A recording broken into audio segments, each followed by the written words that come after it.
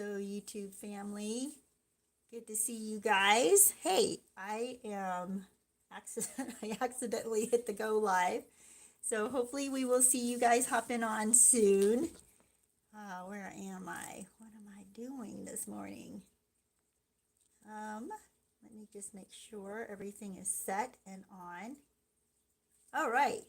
So today, you guys, we're going to talk about that the narcissist is worse than you think. It's absolutely insane, but it's true. Narcissist, when you think you figured it out, when you think that it just can't get worse, or that this person has a conscience, and you think that maybe they're going to they're going to come around, right? They're going to be sensible. And that's when you realize, I mean, you're on a different mindset than they are. And actually, you probably won't realize this for quite a while. And the thing is, when you keep pursuing a narcissist and hoping that they're going to change and hoping that they're going to make sense one day, or that you can reach them, you're going to try for a long, long time. And they may give you glimpses of conceding or compromising or understanding, right? And they'll interact with you, but then you just don't quite ever achieve ration reality with them, right? They're just not rational. And then they flip out on you and you're like, wait a minute, what just happened? I thought they were becoming logical. I thought they were becoming reasonable. I thought they were in reality. What happens is they lose their mind. We're going to talk about that today, because narcissists are able to trap us because they sound so normal. They sound so reasonable. They seem as if they're a normal person. If you watch any of these serial killer not thrillers, what do you want to call it? Reality interviews, that type of stuff. I'm watching one right now. I watched one called Conversations with a Killer, where they actually interviewed several or a few different killers, and they're just crazy. They're absolutely crazy. And yet they can, for a period of time, appear normal. They can act as if they're likable, they're charismatic, they're friendly.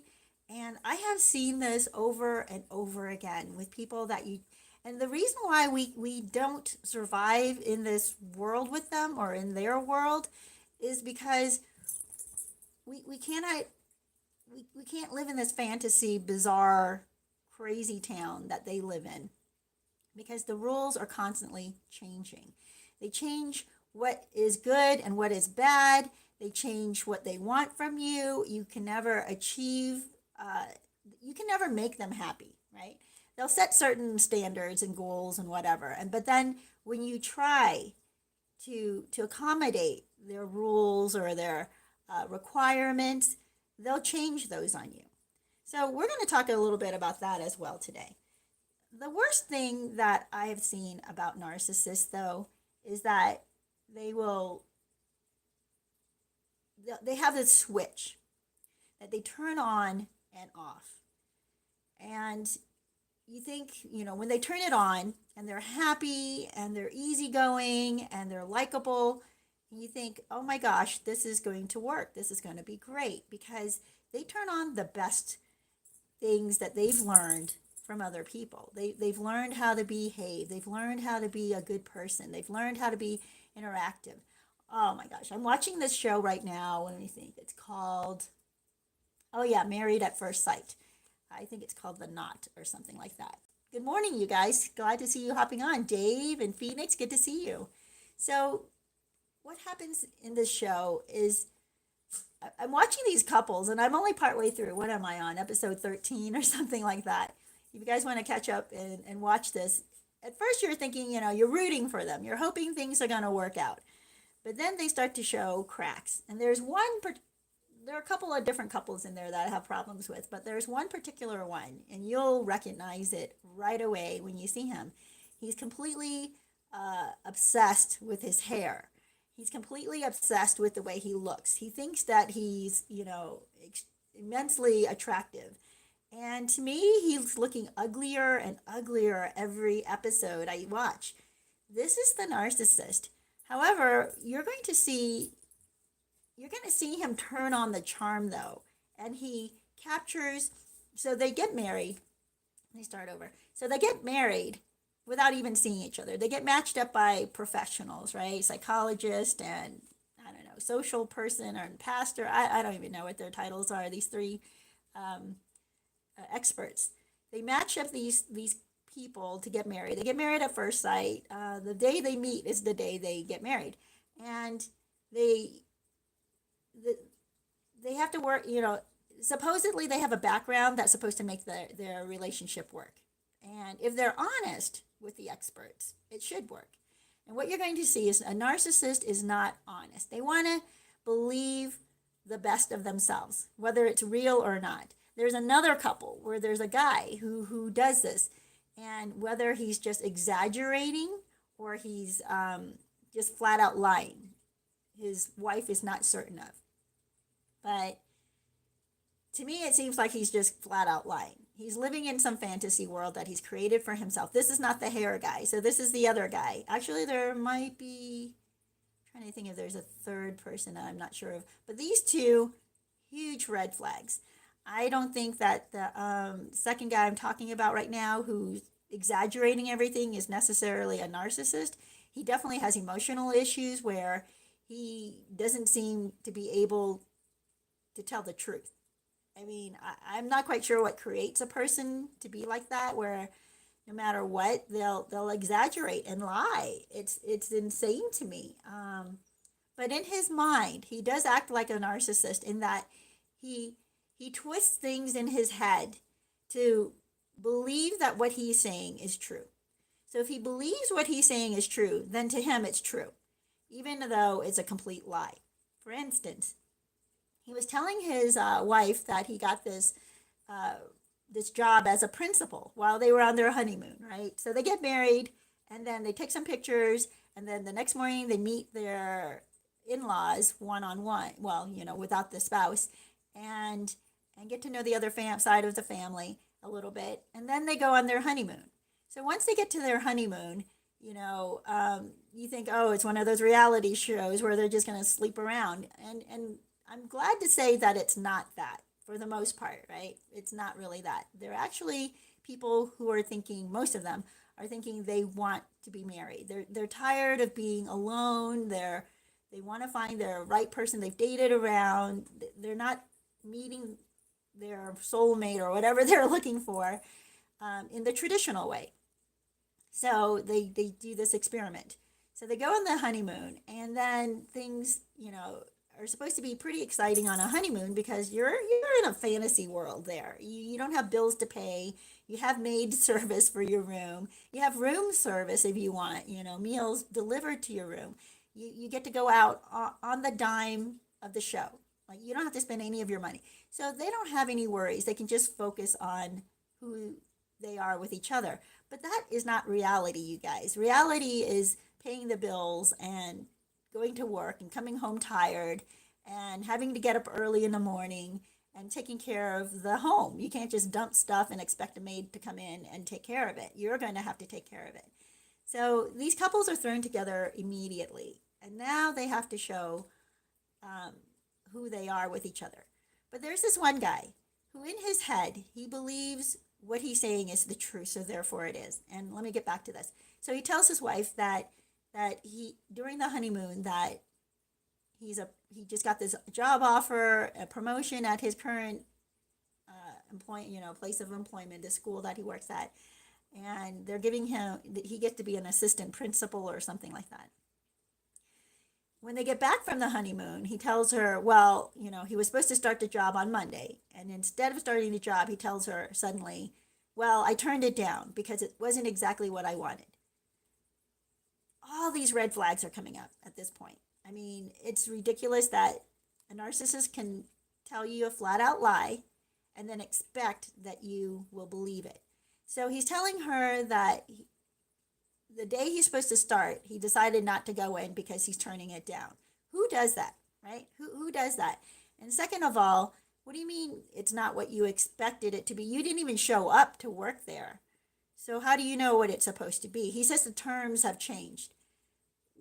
People don't change terms of your employment the day you start. You can come in and then find out that you don't have the responsibilities you have. You find out it wasn't exactly the kind of job that you wanted it to be. But you find that out within a few weeks of doing the job, not before you even start the job. And especially the day you're supposed to start the job. So he's already lying to her about having this principal job. And he said that it nearly doubles his salary. So she's thinking, okay, he's stable. This is good. He's being responsible. This is good. Yeah. And then he tells her, well, no, I'm not doing that. I'm accepting a different job with a different school, doing something completely different. He's doing before and after school care now. And what I know about that is I don't think they get paid very much to do the before and after school clubs, right? Unless you're the owner of that club. But he's just a worker for that club. And now he's still refusing to show her any paperwork to show that he actually is what he says he is. And he expects her to trust him. Just trust him with no proof of anything, just what he says. You guys, if anybody does this to you, run the other way. When I see this couple, I just think this is horrible. And sadly, she's trying to make it work. She's not exactly perfect herself, right? She's kind of harsh, but she has a right to be because she wants to know the truth, and he's not giving her the truth. You guys, there are times too that I feel like, am I being too harsh? Am I being too unyielding? But you have to stick to your guns. There are certain limitations, and they're not unreasonable. It's not unreasonable for a wife to know exactly where her husband works and what he does. And more than just from him telling her, like, this is somebody she's getting to know. When you're dating somebody and you're getting to know them, you can't just believe everything they say. You want to see that their life and the people in their life kind of complement what they're saying, kind of support what they're saying about themselves, right? If they say they have a loving, wonderful, close family, you're going to want to see that their family interaction. You don't want to see them like never go to family functions, never have their family over, never speak to their family, and yet they're supposedly very close to their family, right? It's just stuff like that. You need to see the follow-up. And this guy is not showing any follow-up to anything that he tells her. And in fact, there are other times that she's caught him. For instance, he says that he's a yoga instructor, that he teaches at this yoga studio that he also attends, right? So they have a date where they're supposed to go to the yoga studio and have a class together. So she gets there. I guess, I don't know if she got there with him. That was kind of unclear. But she asked the girl in the front at the desk if she's looking for her husband who teaches there. And the girl at front's like, well, we don't have anybody of that name who teaches here. We have somebody of that name that cleans the place once in a while, is the janitor. And then she finds out that's what he is. He's the janitor there. He cleans up the place now and again. So I'm wondering if that's his job. Like he cleans this yoga studio and he gets paid for that.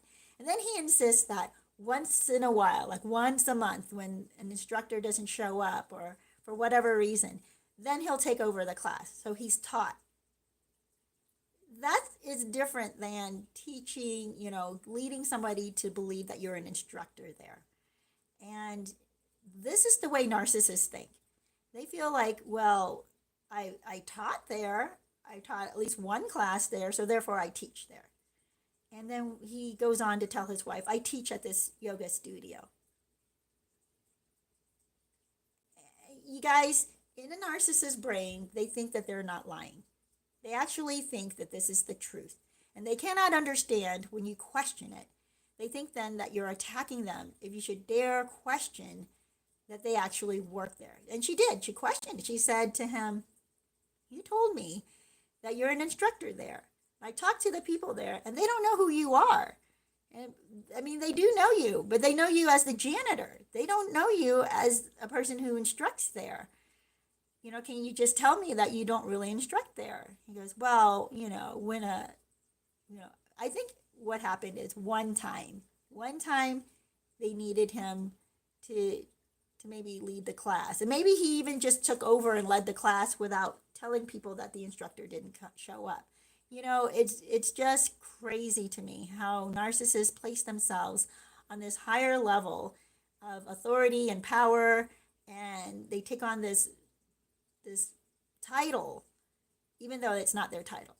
Like, for instance, he was saying he was the principal of this school. He's going to become the principal of the school. Come to find out, this is not what they are offering him. They probably did not offer him at all an assistant principalship. They probably said that he could work with the principal and, work closer with him and maybe come alongside on a track to become an assistant principal.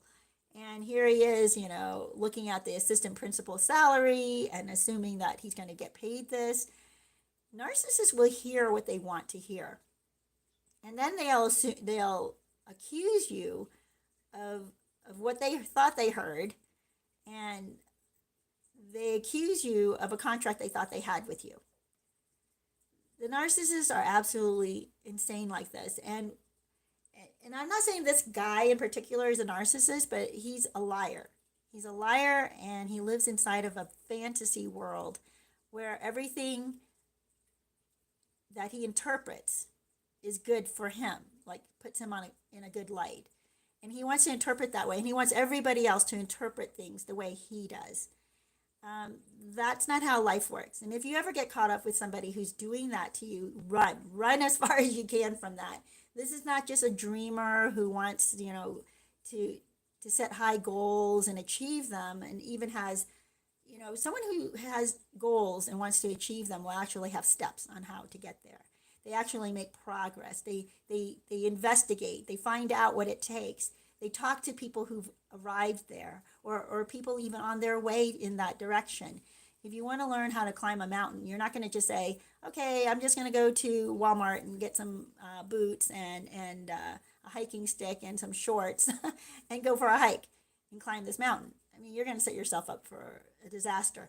The person who really wants to climb a mountain will look into the mountain that they want to climb, right? They find one like, oh, this one's close. I can do this in a weekend. I can, they scope out what it looks like. They talk to other people who've climbed the mountain. They talk to the people who work there at the park, the national park, or wherever the visitor center is, and they find out what they need. And then they start accumulating skills, and they start accumulating the items that they need to do this. But narcissists, they don't do that. They just assume I just show up and I'll be able to achieve this. That is how the Crazytown is in a narcissist's mind. The other guy I really wanted to talk about, you guys, in the show is, so if you're just showing up, it's Married at First Sight. The other guy who's completely enamored with his hair and his appearance is a total narcissist. And in fact, I think what has happened, and I'm only like 12 episodes into this, I haven't seen, I don't even know how many episodes there are, but apparently he's been in contact with the wife's friend, one of the wife's good friends, who I guess they started communicating through Instagram. He says that she contacted him. That's very possible. She probably did. And then she was probably flirty with him. So this is not a good friend, by the way. So her friend is a horrible friend, and the husband is a total liar narcissist. So the two of them have been communicating back and forth through text, and they both have now erased their entire communication. And so she can't see from either one of them what if this has been totally innocent and you're just talking because she wants to give you insight into how, I operate and what makes me tick and what would be good, what I would love for a husband to do, then that would make sense that they would show her what's going on in their conversation. But they both have deleted their text. If I were this woman, I would run. That would be it. It's like, no, this is done. But there were so many other things before that. He didn't even move in with her. So at the end of their honeymoon, they move into a neutral area, an apartment where they're they can bring some of their things, but generally it's a neutral area. So they get to work on their relationship and bonding and still go to school, but not be encumbered by their luggage, right? All their junk that's at their places. So this guy does not even move in with her. He says it would actually hurt their relationship if they moved in together. And what boggles my mind is that the experts are not holding him to this. They're not saying, they said to him, you do know that a husband and wife, they live together. Like, you cannot, as husband and wife, live completely separately and think that you're working on your relationship. And then he doesn't have any interaction with her except for when the cameras are there. So he only shows up when he knows the camera crew is going to be there. So this guy who's a total narcissist and into his looks and is enamored with his own hair, you can tell that he's only doing this to try to take advantage for his career, whatever his career, for his business. I think he's a workout instructor, nutritionist, something like that. But he also hopes to do modeling, which I guess he's done a couple of shoots for some minor modeling gigs. So it absolutely looks like he's using her. But he says the right things. This is what narcissists will do. They will say the right things, and she's hoping for the best. What she's not recognizing is that it is far worse than she can imagine. What he is doing in the background and behind her back is far worse than she can imagine. And the only way that a narcissist gets away with things is when they're not around 24/7. They know they can fool you if they're not around you 24/7. Because if they're around you all the time, you start to see their mask. You start to see that their stories don't line up. Like the other guy I was telling you about, who lies flat out about what his profession is, who lied that he was a yoga instructor. I don't even know where to begin with this guy. There's so many things that he says about himself. He says that he works out 6 days a week and that 3 days he does yoga. And you kind of wonder because he doesn't look like he's in the best of shape either. He's okay, but he's not in the best of shape. And you're like, if you're working out 6 days a week, what the heck is going on, right? This is not looking right to me. And where are you working out? I don't know how much his wife knows about where he goes or what he does when he's not home. And that kind of reminds me, I've watched documentaries in the past where husbands, when they went through the depression or through recessions in their economy, it doesn't matter what country it was. I think one was Great Britain and one was here in the U.S. When they lost their job, they would continue getting up every morning, getting dressed, getting their cup of coffee, and driving off as if they're going to work. And then for an entire year, the wife has no idea the husband has not been going to work. That's, to me, is lunacy, right? Where the heck are you going? What are you doing? And there are these husbands. One of them would just go and sit at bars and strip clubs all day. It's disgusting, right? It's a horrible person. And he started some kind of a Ponzi scheme where people were giving him money thinking he's investing it. And he was instead spending it on a stripper. And it was the stripper that exposed his whole gig, his whole fake life, because she comes to the wife and is like, wait a minute, you're still married? What the heck, And actually, she got fed up with him before that and was trying to dump him, and he would stalk her. So she goes to the wife, finds out he's still married, and exposes everything. Well, you guys, narcissists live in this bizarre world where they can make you think they're telling the truth, because in their head, they actually twist whatever facts and reality are to fit whatever their story is, whatever their narrative is. And people will fall for this because they will stare you right in the eye. They're the kind of people who can pass the lie detector. They can look you right in the face, tell you a complete lie, because in their head, they believe this lie for themselves. Like they're believing it for themselves to be true. It's almost like a method actor who has to trick his own mind and his own body and his own hormones into thinking that what he's doing is real. You know, the people he's interacting with are real characters in his life. And method actors come off as if they're recreating this real person. This is what narcissists do. They live as if this is their reality. They talk, they don't quite live it that way. They talk as if this is their reality. And then people buy into it because they believe that the narcissist can't possibly lie to them with a straight face and repeatedly. Hold on, you guys, I gotta do a few things. I forgot to turn on some lights. I don't know if that helps. All right, so narcissists, they look so real. They sound so real. They sound so earnest. They sound as if they mean what they're saying, because in their heads they're convincing themselves they believe this, right? So the guy with the hair, he has been lying nonstop to the wife and to the experts, and he puts on the charm, and he acts all friendly, and he has, they have a great time when they're with their friends and they're laughing, and then even time when they're away from their friends, but the camera crew is still there. He puts on this show, and she thinks that this is the real him. It's not. It's not the real him. He's still putting on a show, and that's what narcissists do. They pretend who they are for your benefit to get what they want.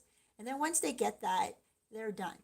So far, this guy has not gotten it. And I think one of the experts has hit it on the nail. He says, one of the experts, I think is the pastor, says, I'm not sure if he's just playing to the camera because he thinks that if he sticks through with this and doesn't give up, he'll look like the good guy. I think he is absolutely right about that.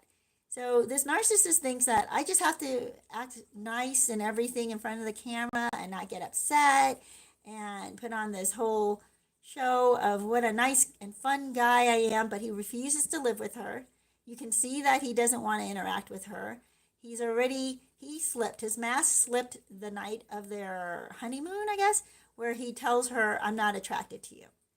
And I guess because she was probably trying to be affectionate with him and he didn't want that. And so he had to scramble. He was put on the spot because he absolutely did not want to be intimate with her. So he had to stop that in its track. And to stop it in its track, he had to expose the one truth he's told the entire time, which is that he's not attracted to her. How they are not focused on that is beyond me. How she's able to let that go is beyond me. I think it's because, sadly, the experts are giving her false hope that his attraction to her will grow.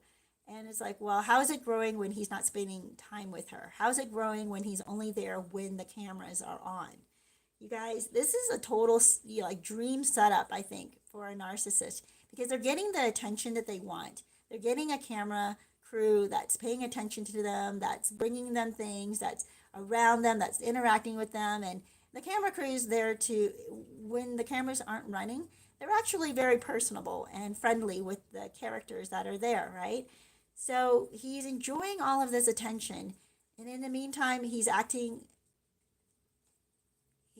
giving her false hope. Well, you have to be so careful with narcissists because you're thinking like what you're getting in front of you is the total who they are. But they are not showing you their psychosis. They're not showing you how absolutely evil they can be. Someone who can lie to your face and completely manipulate you is not a good person. Someone who sees you as a means to an end to achieve their happiness is not a good person. This is an evil person who can do that, who can treat another person like this. Guys, I don't know if I can move this so that there's so much glare, but I will have to figure that out next time. Oh. You guys, let me answer this before I go into another group of narcissists, what happens that's so much worse than you expect. Dave says, I am in love with a narc. She discarded me after I spent $1,000 on her without, sex or a kiss. I thought she wasn't a narc, but a single mother who was struggling. Now I have nothing. She made me feel like trash. The last thing she told me was that only to call her if I want to help her.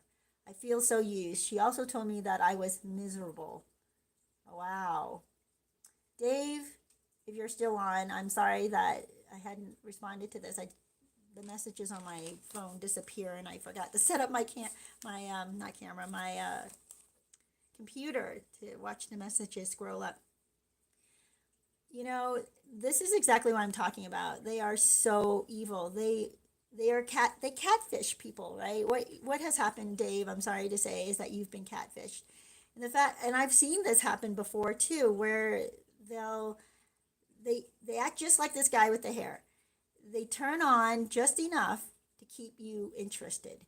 They are playful enough to make you think that they're a good person. They're flirty enough to make you think, like they'll look at you as if they're lusting after you, or they're interested in you. It's all an act. It's all an act. And I'm sorry to say this. The best thing that has happened for you, Dave, is that she's now gone. You have to cut your losses and move on. I know you're devastated and you think that all these little things that she gave you along the way, all these crumbs that she gave you along the way is the reality. But the reality is actually what she is doing right now. The other 90% of the way of the time that she treated you, that's the reality. The 10% of the time where she was good to you and was flirty and friendly and funny and sweet and considerate, that only happens about 10% of the time, you guys. But it happens enough that you feel like there's something here. And as I'm watching this show, Married at First Sight, you see it played out. And the thing I like about these shows is that when you're watching another couple go through what you went through, it helps you to wake up. It helps you to get grounded in reality. It's devastating because it is far worse than you thought. It's not that they ever were, you will want to believe that maybe in the beginning they were in love with you. Maybe in the beginning there was something there and they were honest with you, and that you were a good judge of character because you were able to determine who they were at the beginning, right? But in reality, they are not who they projected to be at the beginning, right? They're not. That's just an image, and it's just a hologram, really, of who they are. But it's enough to entice you and make you think that they love you. The worst thing about a narcissist are the psychopaths, right? Oh my gosh, you guys. Okay, I want to get in. My mind is racing all over the place and see so many different stories, but I want to get to this serial killer. I think his last name is Lucas. It was horrible, horrible. I'm watching this show. Let me see what it's called. I don't remember the name of the show, but it's following this guy through. He's a necrophiliac. It's disgusting. It's disgusting. So after he commits the crime, then he has intimacy with the body. And then he chops up the corpse. And, okay, this guy confesses to having murdered more than 100, like 300. I can't remember how many people. It's absolutely insane. Over a period of 8 years. And so they've arrested him. They're going through this whole process. I'm watching this show. It's a couple of episodes long, so I haven't finished it. But the people who've dealt with him say that he suddenly... Oh, okay, I'm getting these two murderers mixed up. They're, oh my gosh, you guys, psychopaths, the absolute psychopaths. They seem normal, like at the police precinct. He's friendly, he's funny, he interacts with the police officers. The police officers treat him in a very friendly way. Of course, they're being professional and they're not really friends with him. But to watch the camera, the film of him, the filming of this interaction that he has with the police officers is so creepy because you think like he seems so normal in many ways. And of course, he's not. And he befriends this woman who I'm not sure if she's a nun or she's just a Christian somebody or other who decides that she goes to prisons and hands out Bibles, and she befriends this guy and gives him a Bible, and she baptized him, and she really believes like he's gonna go to heaven. He's totally playing her. This is a total psychopath playing this woman who comes in and like holds his hand and talks to him. Of course, he's behind bars. So this is the only way to have a relationship with a psychopath is when they are behind bars. And this woman actually thinks this is a relationship. She actually thinks this is a friendship. She thinks that the interaction that they have while he is behind bars is the real him. What she doesn't understand is that if there were no bars there and he was able to get her to the side of a road that's empty and there are no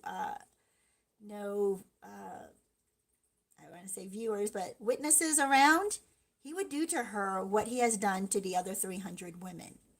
It is so much worse, you guys. Narcissists are so much worse than you can imagine. You hold them to the standard, or not just you, we do. We hold them to the standard of that we live by, right? We think that they have a conscience. We think that they can't possibly keep lying, right? Because there must be some truth. That not everything that they do is a lie. But you guys, everything they do is a lie. Everything. We can't imagine it because there are moments where they're nice, they're friendly, they're affectionate, they're considerate. They do grand gestures. And you think, nobody's ever done these things for me, so this must be a real person. They're just playing a role. They're playing a role. If you guys want to learn more and watch a series, it's called Dirty John. You got to watch this. It's absolutely insane. Where the guy, his entire behavior with this woman is a total act. Everything he's doing in front of her is a total act. And she can't, it's a dissonance, right? It's a cognitive dissonance that we find ourselves where the red flags we see, the glimpses from time to time are the truth. They're telling us that what's happening in front of our eyes is just a screen. It's a movie playing out. It's not a real person. And yet you're thinking there's no way a person can be this bad. There's no way a person can lie the entire time. There's no way this person can have intimacy with you, right? And that's not real. It's not real, you guys, because narcissists are detached from their conscience. They don't. I don't even know. The most scary thing to me. Serial killers are scary as heck. But what's also incredibly scary are the ones that don't necessarily kill, but they will destroy your life. Just like for you, Dave, where this woman comes in and takes $80,000 from you. She has no conscience. Like you are not a real person to her.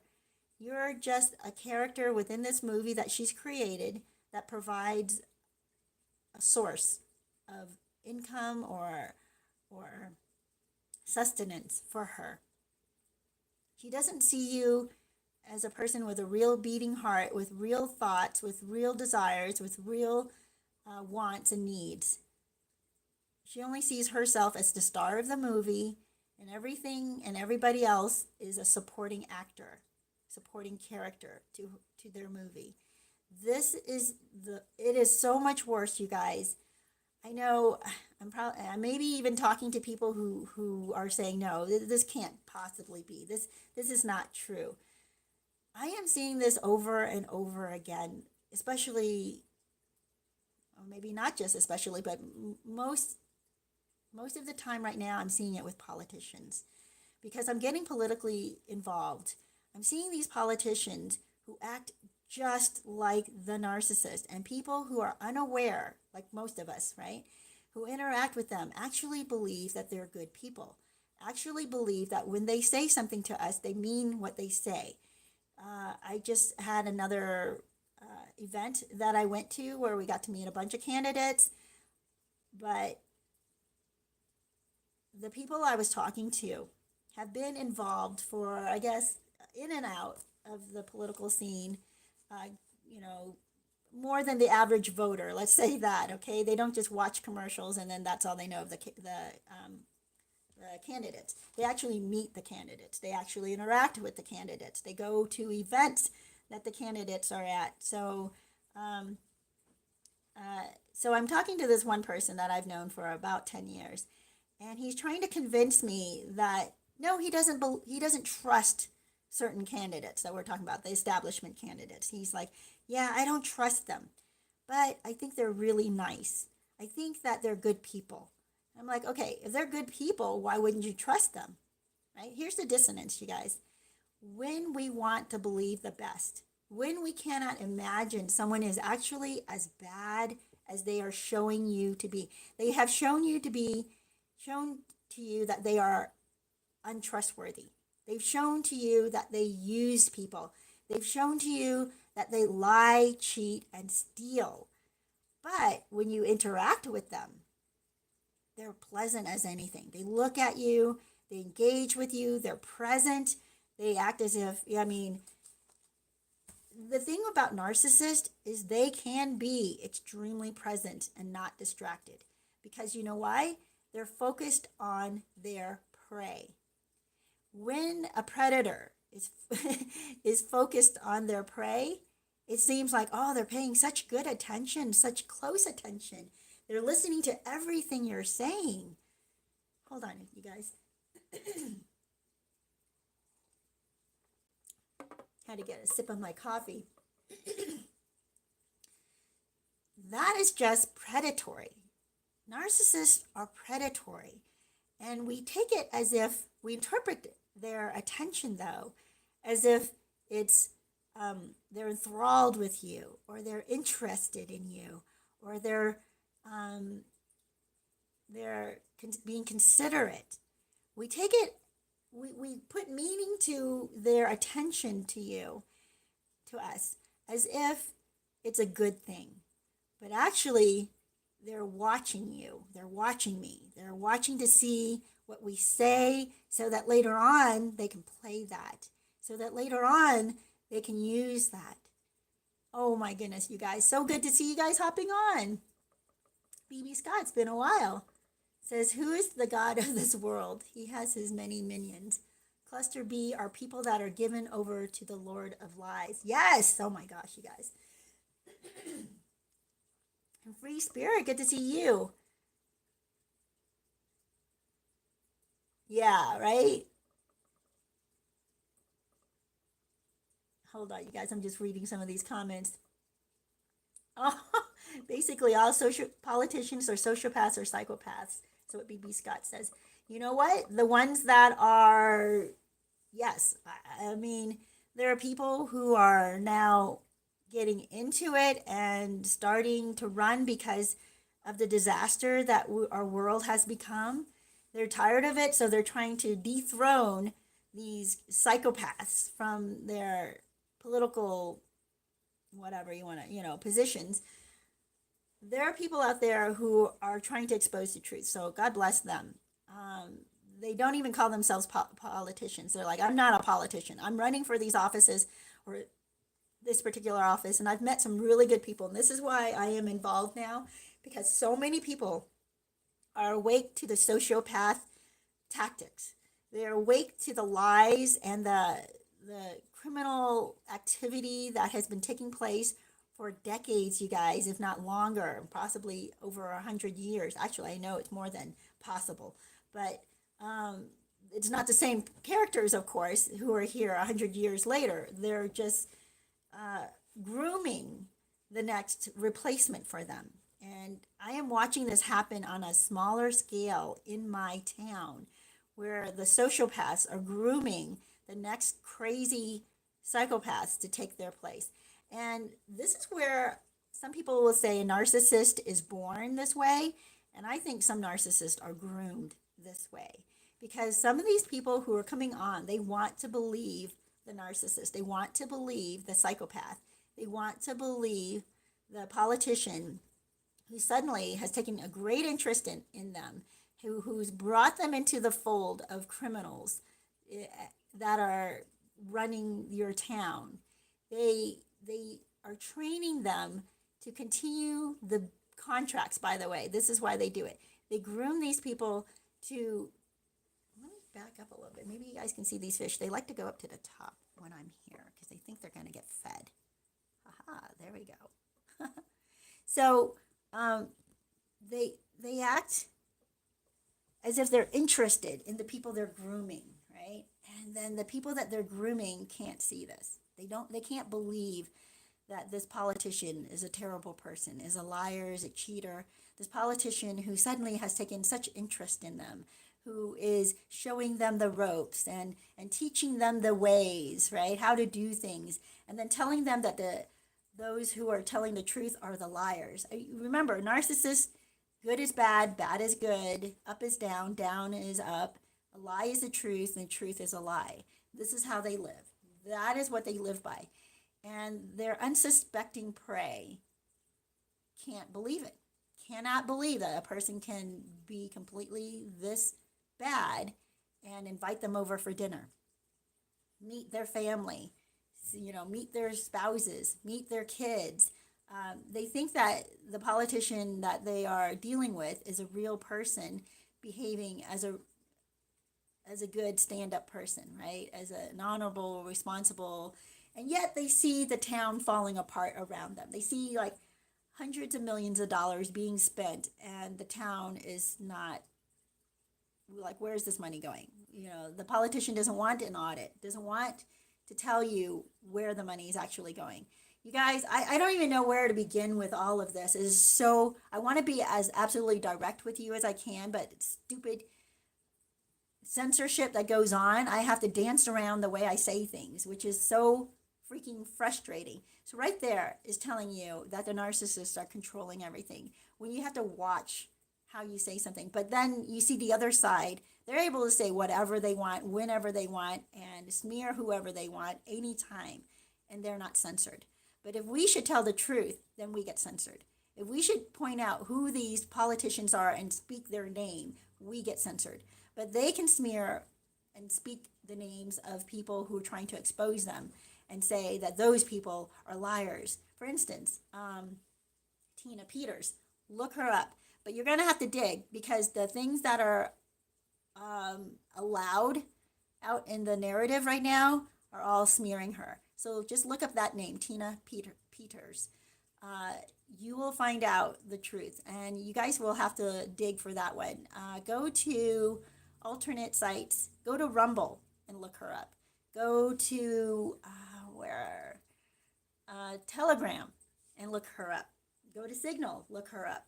Go anywhere but the mainstream and look her up and to find the real story, her true story. And once you find her real story, you will be as disgusted as I am about what is happening in that theater of political crime. You guys, where am I going with all of this? It is just so much worse than you think.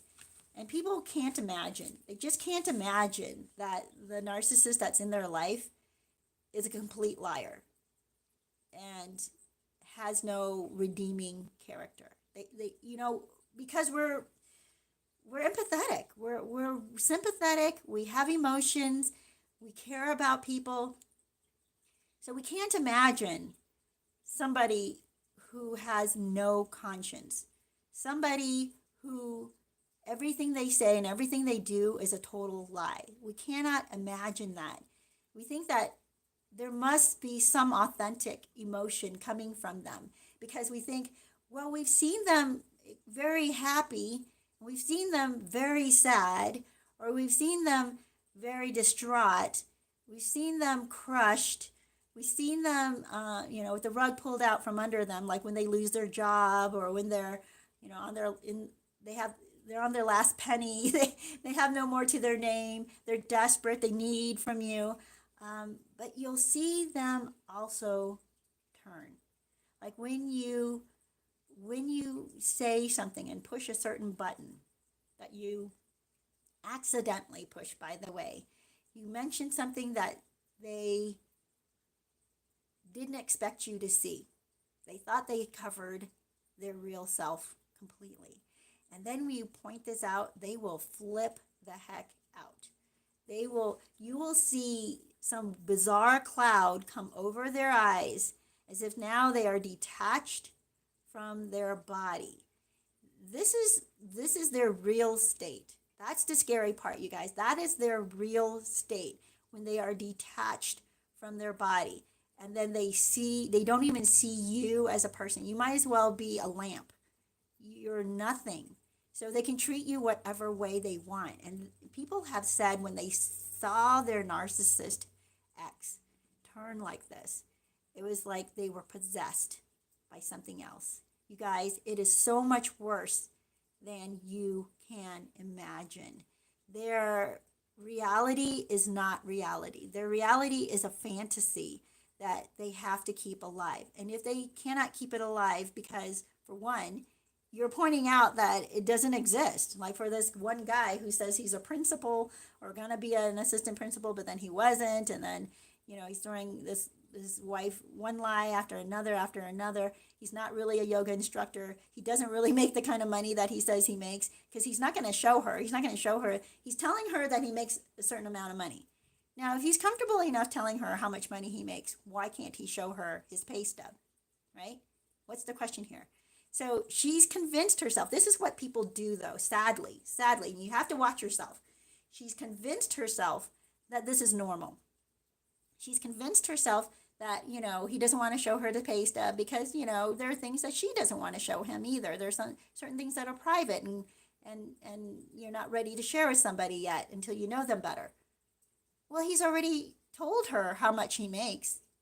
So how is showing her a pay stub giving her more any information that he hasn't already given her, except if it should contradict what he has given her, what he has said to her.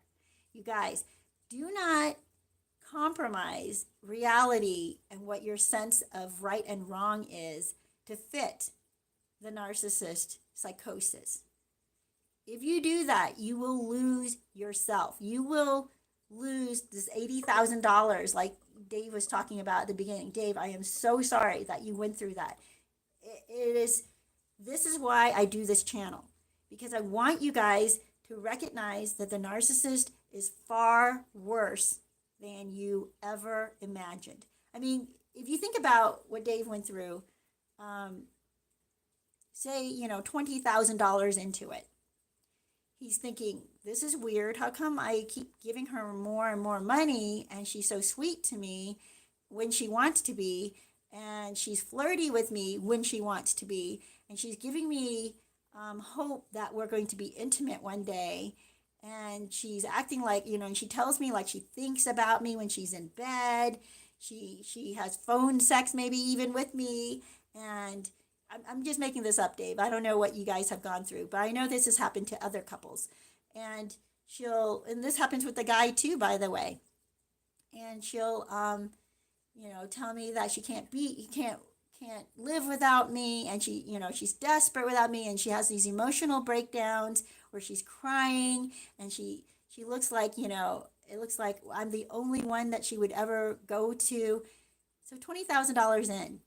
It's hard for you to believe like that this person could be lying to you. It's hard to believe that this is all an act.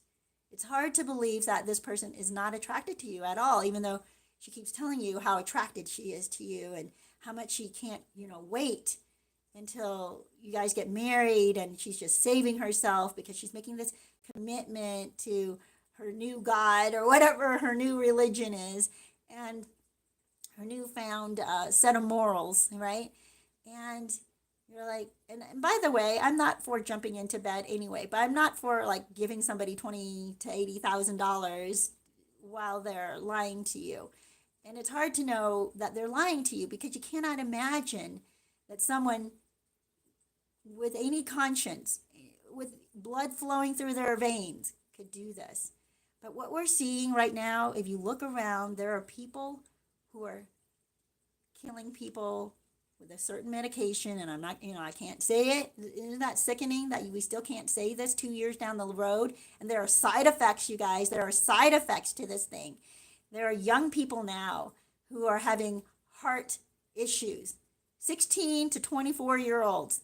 Their heart trauma and deaths have gone up 25%. And nobody wants to talk about this.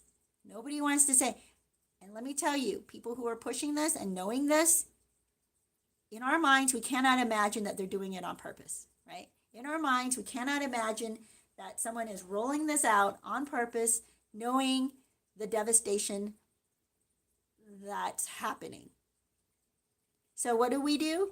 We bury the facts. We bury the side effects. Let's not talk about the side effects. And since it's being censored anyway, it's kind of hard to find people to talk about that with, right? So that's why it's so important to go to these alternate places. Go to Telegram. I'm not kidding you. You start there, find a group, and then from that group, you'll find other recommendations. Now, there's a lot of crap that's out there, by the way, where it's fake and they're just trying to catfish you into some phony scheme. Don't ever give anybody money. Know that for sure.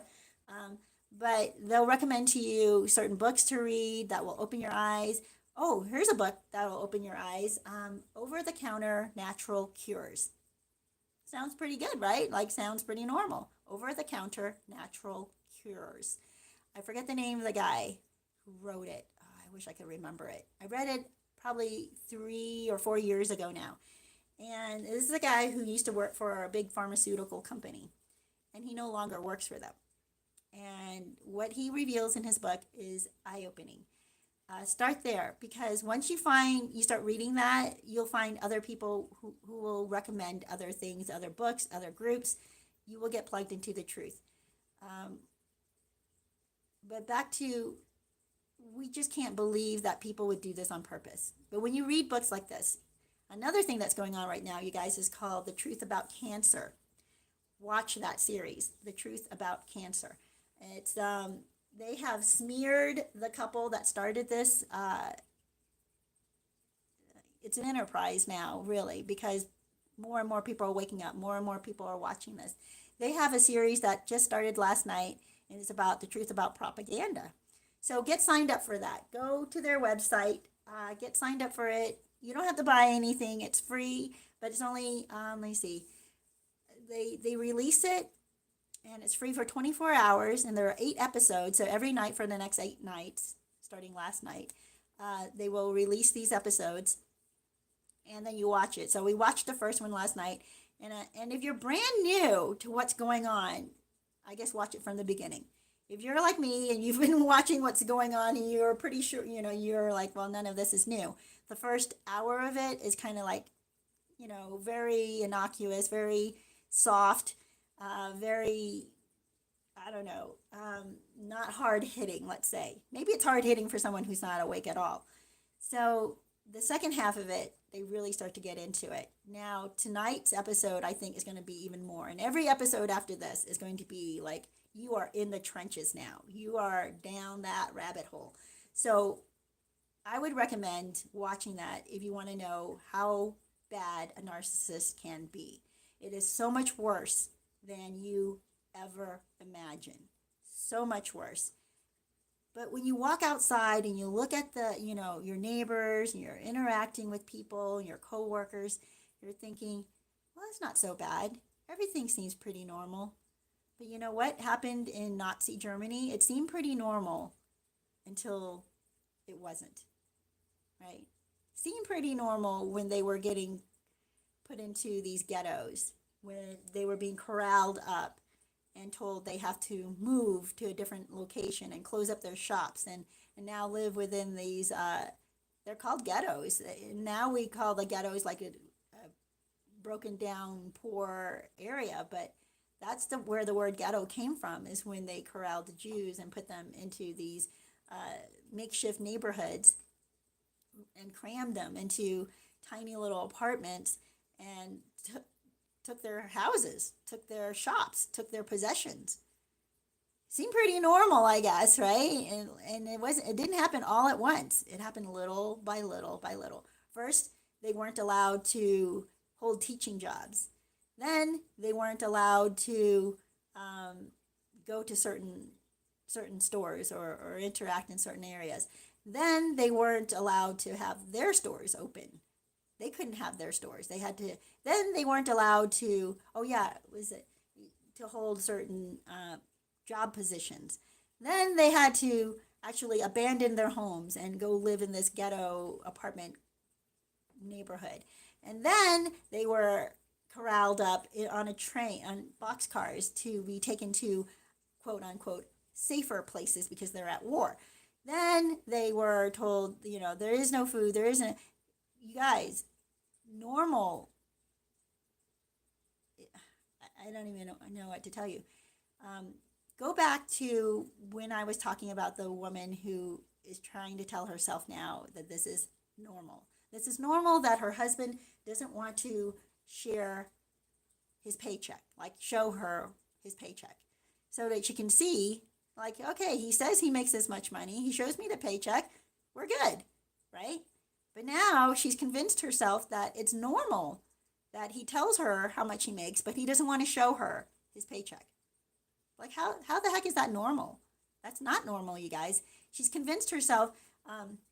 The reason that people do this, oh my gosh, you guys, I'm already an hour over. How is this possible that I'm already an hour over? I may start another live stream and continue this, because I really don't want to go over an hour. So let me do that. I'm going to start a new live stream. Or I don't want to start a new live stream, but I do want to. I'm sorry, you guys. I'm kind of indecisive this morning. I thought that I'd be able to get through all of this right away.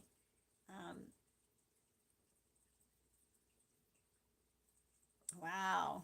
I'm looking at what Dave's writing here. Oh, Ria, good to see you. Wow. Says, horrible. No one understands me. I was his caretaker and he played off my caring. He allowed me to go that far. I'm still struggling, and I heard he's found a rich doctor. Wow. Yeah, exactly. They see us and everybody around, not just us, by the way, as tools to an end. We're just a means to an end. We're no more than a lamp to them. And if the lamp is useful to them at that moment, then they will carry that lamp around. If the lamp is no longer useful to them, or they find something better, they will discard the lamp. We are no more than that. Yes, BB Scott says that yes, they are possessed. This is specifically called perfect possession. Is a type of spiritual oppression where the person gives themselves over fully to evil. Wow, BB Scott. Is that? Yes, I think you're right. I think you're right about that. This is why we're just like, how can people? I've been telling people that these people who are leading our world right now, our country and our world, many countries, by the way, are absolute psychopaths. They are. They have to be, in order to push what they're pushing, in order to push the toxins that they're pushing, in order to, in order to not tell us the side effects of the toxins they're giving us, in order to suppress and censor doctors and scientists that are trying to speak out, in order to destroy the lives of truth speakers. That's a sociopath, right? That's a total psychopathic person who, yes, I believe you're right, has given completely over to evil. Yeah, Dave, she told me that she had morals. Exactly. That's what I was trying to tell you. So, yeah, and not tell you, but tell the whole group. They will get you to believe that the reason that they're doing things makes sense, and then they make up some kind of lie. That makes sense to them. But to us, we're like, but it doesn't quite make sense. It's not consistent. And we have to listen to that. We have to see where they're not consistent. And then instead of bowing down and compromising truth, and like this woman did with the paycheck, saying that she doesn't really need to see the paycheck, I guess. No, you do. You do need to see the paycheck. I would put full on say the marriage is based on this. You show me the paycheck or this marriage is over. That's it. I mean, this is how easy, you guys, it is to catch a narcissist in their lie. And they will defend it to the death. Well, that's fine. You don't trust me. You don't trust this, and they'll go on, and they become desperate. And when a narcissist becomes desperate, they are even more dangerous. So it's like you back them into a corner. Oh gosh, you guys, there's so much more I want to talk about. So maybe we'll just talk about it all, for this whole, we're going to go on. We're going to exceed the hour today. So there's this other guy, what was his name? Like the Marathon Man. It's in The Worst Roommate Ever. That's the other series I had been watching, The Worst Roommate Ever. So Marathon Man, this guy, once he was pushed to the end of his rope where he had been stealing money from people, promising them, oh, we're going to invest in some properties, just give me some money, that type of thing. Then when it got to the point where obviously he's not investing any of their money in any property, this guy, he lived in Chile. He pretended to be Palestinian, but he was actually Lebanese. He pretended that he was going to run and represent the Palestinians. So he got this Palestinian group to support him and give him like $10,000, by the way. They raised $10,000 for him. And he runs his marathon. And then he says, oh, I was disqualified. He made up some lie about how he got disqualified. Anyway, his whole freaking crazy story is he robs people or swindles people out of a lot of money, tens of thousands of dollars. And then when he was pushed to a point where he had to put up or come clean, right? That's when they become desperate. He actually told one of his roommates, so he picks the one that he knows he cares the least for. You guys, this is so sickening. He picks one of these roommates. So they lived in this hostel type, that's what it's called, a hostel. It sounds weird, but it's like a low rent place where young people can stay, right, when they're visiting different countries. So they're in Chile, and this woman, she's from Texas. She's in this hostel with him. She's gotten on his bad side, but then suddenly he's all charming again and nice with her. And he tells her, yeah, he's going to take her to see this property. And everybody else in all the other roommates are excited because they're like, yay. So he's going to go show her this property. And he's going to, I forget what, just so she knows it's real and all that. So instead of taking her to a real property, of course he doesn't, he takes her to this burned down tire store. And he clubs her over the head, and she goes unconscious. She wakes up. She's covered in motor oil, and she's wrapped in a tarp. He thought she was dead. She was actually choked and everything too. So I guess when she went unconscious, he thought she was dead. She somehow wiggles her way out of this tarp because she wasn't actually buried. She was just put behind piles of tires and other debris and things that were in the store that was burned down, right? Partially burned down. So she somehow makes her way back to her residence where all the other roommates are, and he's there as well. And this is his story to them before she got there, was that he doesn't know where she is, that he went to take her to this property, and he ended up, or maybe it wasn't the property that he was going to show her. He was going to take her to go get the money that they had all given him, because he said that, I guess they were all like clamoring for their money back since they're not seeing the property. Anyway, whatever it was, I can't remember, you guys, sorry about that.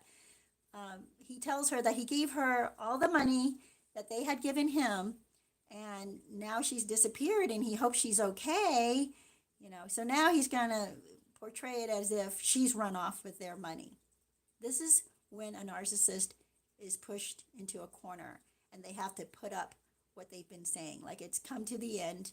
Everybody's demanding their money or to see the property.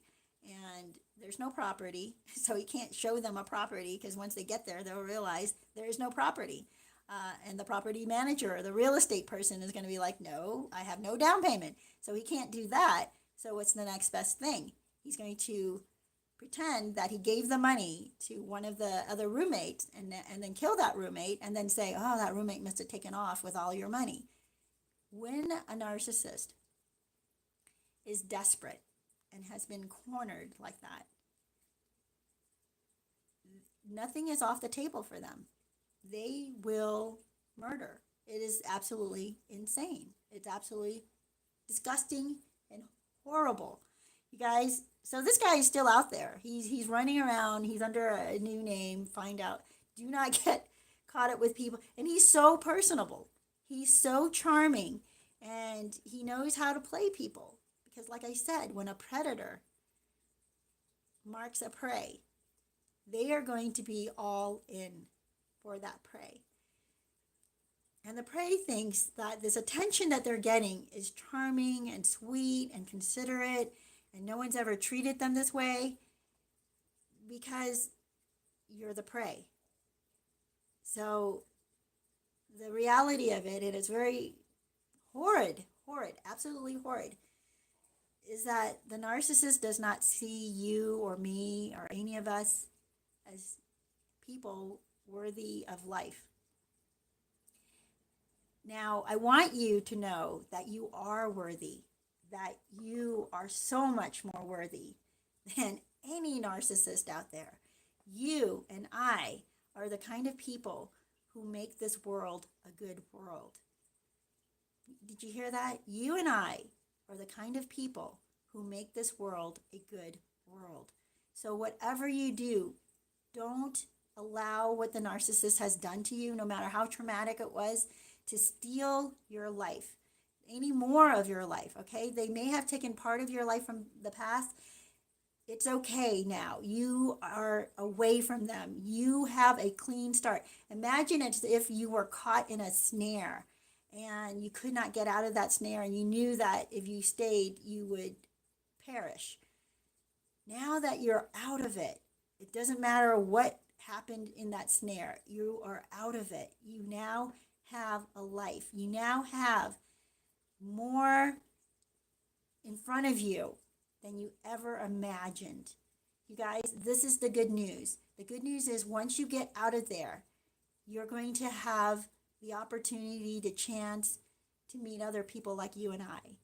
We're out here. We are. You have to, learn to recognize the red flags, right? And then don't lower your standards for people who have red flags all over the place. Don't convince yourself that you're not seeing the red flags. Don't convince yourself that the horrible things that they're doing, the inconsistent things that they're doing are normal. They're not normal. They're exactly what you think they are. They're inconsistent because they're lying. They're not good. They're actually evil. If you know the outcome of what they're doing is evil, then they are evil. Okay? Don't just think like, oh, they must not really know and understand that the outcome of taking $80,000 from me would devastate me. No, she knew. She knew that taking $80,000 from you, Dave, would destroy you. Or at least she thought it would destroy you. And she didn't care. She didn't care. That's how much they think of us. They don't care. They don't care what they take from us. They don't care how they treat us. They don't care. And once we understand how bad they are, we can walk away. This is why I've told you guys before. I know I'm so far over now.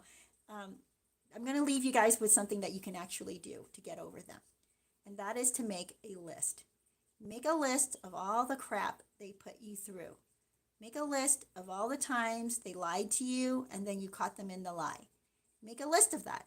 Do not make a pro and cons list, okay? This is not a pro list at all. This is only the cons, all the bad things that they have done. Because what you have to do is wake yourself up and make sure that you no longer fall for their lies, okay? This is why you need to look at the cons list. So every time you start to miss them and miss the times that they appeared as if they were good to you, they seemed like they were nice, they seemed as if they cared. Every time you start to think about the good moments that you had with them, you bring out that list. You bring out that list and you memorize that list until it's an automatic list that comes into your mind that kind of slaps you awake from this reverie, this fantasy that you're missing of the I hate to even call them a person at this point, right? Of the narcissist that you were with. They're not a real person. So you guys, I have run completely out of time. I do want you to give you a couple more minutes to wrap up. I'm going to read some of your comments. Yes, and my name is smeared as though I abandoned him while he was down. His family just believed him and smeared me harder. He moved all his furniture in just to leave us on the floor bare. Wow. That's area. Yeah.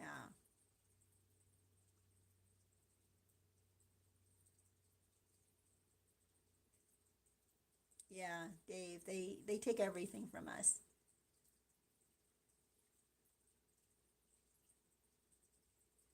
Wow, Dave. You know why? Okay, this is the thing. Narcissists will lie to their fan club and their flying monkeys about you. So they make up all kinds of crap about, they'll take advantage of you, and then they'll lie about you to other people who are their fan club.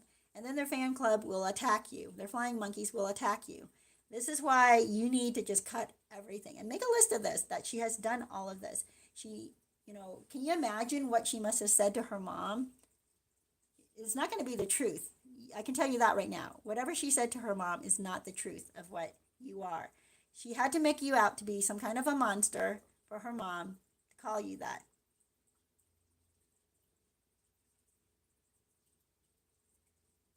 Yeah, exactly, Aria. Um, Aria, I'm sorry, I don't know how to pronounce your name, but I hope that's how you say it. Um, yeah, they walk around as if they're the victim. Oh my gosh, so watch this series. It's called Married at First Sight. Watch these crazy people and the way they manipulate. The guy who says, it's harder, the one that talks about, that lies about his profession, being a principal. It's harder to detect those people, although you can catch them easily. Like I was telling you, you can, once you demand proof and they refuse to give you proof, right there, walk away, cut your losses, move on. The other guy who's enthralled with his hair, he keeps giving her breadcrumbs. He keeps, a distance so that she can't see when his mask comes down. He can live an alternate life because he hasn't moved in with her. So he's probably cheating on her left and right, everywhere, every way possible. And yet he can lie to her because he's only in front of her face a couple of hours or maybe even just 30 minutes a day. Who knows how much they actually interact. So anybody can keep up a facade 30 minutes a day, right? That's, it's horrible, you guys. So if you watch that, you can kind of start to see like, wow, these are warning signs. The more you watch these shows, the more you start to pick up on their tactics. They're absolutely, absolutely insane. Um, all right, man, I want to talk more about it because there's this other couple where the girl, she wants to crush every dream of her husband, which is crazy to me. Like, even the experts looking at her when she says this, like, I don't like any of his dreams. Like, what the heck? Then he needs to run. He needs to run as far the heck away from this girl as possible, is my thought. She seemed pretty normal. She seemed pretty good. She seemed pretty pleasant. But what I'm starting to see in her, so some people with these psychoses, it comes out, it doesn't come out right away. But when you start to see it coming out, pay attention to it, right? Don't just write it off and think, oh, that's just a once and done, glitch in the road or whatever, bump in the road. It's not. This is who they really are. This is their mask coming down. This is them showing you who they really are. So watch for that. Make note of it. See if there are other things that they do that support and kind of show you that this is a trend, right? Don't just write off like, oh, that's just one little thing. That's no big deal. She wants to crush this guy's every dream. That's a huge deal to me. Oh my gosh, you guys. I was, talking to my husband today, and in fact, this guy's dreams is actually motivating me to go, wow, what are our dreams? What do we want to do, right? And this girl, all she wants is, I want to be married, and I want to have children, and I want to raise a family. Like, that's her whole goal of life, which is, yeah, that's a good thing. And then his point is, you can have a family and have dreams too. Like, having a family doesn't mean you can't have dreams. Doesn't mean you can't have goals that brings your family along with it. You guys have to watch this. You will be blown away. Anyway, I am so far over my hour. Thank you guys so much for coming on. Oh, I'm so sorry. Aria says, I'm a horrible wreck from karma, hurting his first wife. Oh, wheelchair and all. He healed. He discarded me once he received money and was able to walk. Thank you for listening. Oh. Yeah. These people are horrible users, and they do not see us as good people, as real people, as individuals. Oh. You know what, Dave? Now I want to stay on with you guys. Says, and now I am so lonely and depressed with anxiety. I am also a chain smoker now. Hey, by the way, chain smoking probably saved you from the virus. If it is a virus, by the way. They're talking about that, how nicotine inside your body blocks this nicotine receptor. Smokers have, yeah, it's like the nicotine blocks this nicotine receptor that you have in your body that naturally would disperse this poison that they've given us. So anyway, I don't know. You can look into that. That's absolutely crazy. It's called Watch the Water. Of course, it's like been mocked and debunked, if you will, quote unquote, but not really, because we know who the real fact checkers are now. But watch that. You're actually better off that you're better off that you started smoking. I don't want to say that as a good thing, but for now, that might be a good thing. But don't be a chain smoker. Yeah, look into something else that's more healthy for you. You said that you used to have muscle mass, so maybe start doing that. Oh, I'll give you a little quick other thing to do. Start doing burpees. That's amazing, by the way. Just start doing burpees. 10 in the morning, 10 in the afternoon, 10 at night, or just even once a day, do 10. It's so good and invigorating. So my husband and I started doing burpees, and we feel great. I didn't realize. And once you do a few, you're going to want to do more, because you're going to see like, wow, I can do. The first time you do it, it's going to be horrible. But once you start doing them, you're going to feel so good that you're going to want to do more. So this is a good thing. And it provides good, it starts your body on good hormones, good adrenaline, good blood flow, so many good things happening inside of your body. So instead, by the way, instead of chain smoking, maybe start taking more vitamin C and hanging out in the sun. Do that. So instead of just stopping something or getting rid of something, you have to replace it with something good. That's what I'm trying to tell you. So maybe every time you feel like having a smoke, start doing burpees. You'll be surprised how quickly your body responds to that, how quickly your body gets in shape.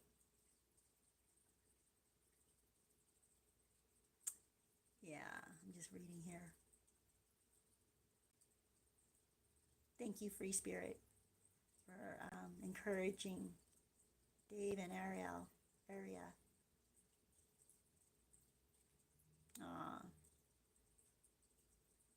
Oh, what are burpees? Okay. Burpees. Oh, you can look it up, by the way. But essentially what you do, let me see, jump up, like stretch your arms straight up. And, so essentially imagine yourself doing just a jump straight up. So the best way to do it is to throw your arms up and jump, right? So jump as high as you can. And then when you come down to the ground, then the first time I did this, I had to like kind of slowly get into push-up position. So get yourself into a push-up position. Now I can jump up and jump down to the floor, like drop to the floor on my hands and toes and do my push-up. So what you do is you jump up high, then you come down to the floor and you get into a push-up position and you do a push-up. And then once you do a push-up, up and down, and then you get back onto your feet and you're from a squatting position. Now you jump straight up again when you stretch your arms up into the sky. So when you do that jump, and that's a burpee. So jump up, come down to the floor, put your hands down to the floor, kick your feet out behind you, and you do a push-up. Then you jump your feet back to your hands and you jump up to the sky again. I don't know if you can imagine that. So it's sort of like a long straight line. You come down, put your hands to the ground right next to your feet, jump your feet back behind you into a push-up position, do a push-up, jump your feet back to where you're, next to your hands, and then in that squatting position, lift your hands off of the ground and then start reaching for the sky, and as you're going up, you jump, and then when you come back down to the ground and you land back on the ground, then you do a squat to the ground until your hands are on the ground, and then you jump your feet back behind you, and now you're in a push-up position again. So I hope that makes sense to you, but look it up. Those are so invigorating. So if you can only do a few at a time, start off with 5, start off with 10, start off with 20, wherever you are. You're going to see you're going to be able to do so many of these after even just a week. And it takes seconds. You know what? I should start a whole thing on exercising within seconds because that is what I have. I have so many friends who won't even do a few seconds of exercise a day. I'm like, are you insane? And I watch their bodies deteriorate, which is sad. So I hope that they will start to do a few things. It doesn't have to be hours of exercise, you guys. It's just a few seconds. It's amazing. So even these burpees, let me see, how long does it take me to do 10? It takes about, 20 seconds? Maybe 25 seconds to do 10 burpees. That's it. 25-second workout. Can you get even better than that? So I used to tell people 2 minutes. Do a 2-minute workout. Do lunges. Walk around. Oh, this is cool. My snail is, see that?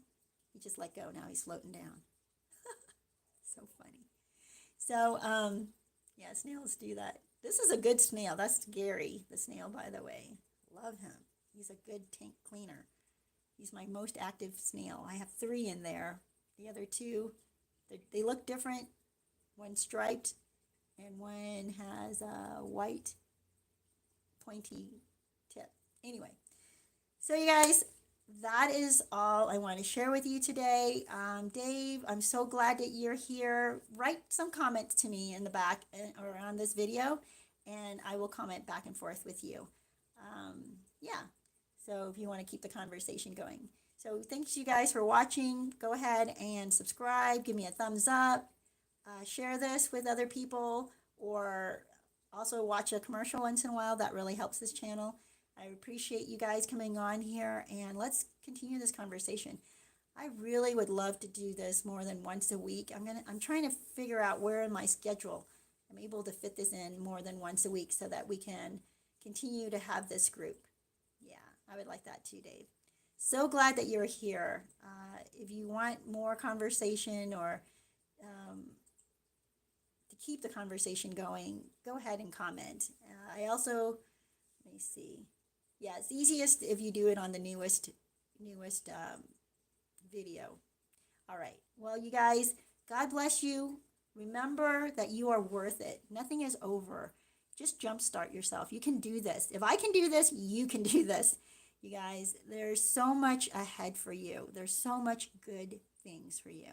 And we're going to fight off the narcissists, by the way. We're going to fight off these crazy psychopaths who do not deserve, I'm sorry, but they really don't deserve to be here. I'm sorry, it sounds so doomsday-ish, but if I could, I would drop them all off on an island and let them do a survivor thing with each other and leave the rest of us alone.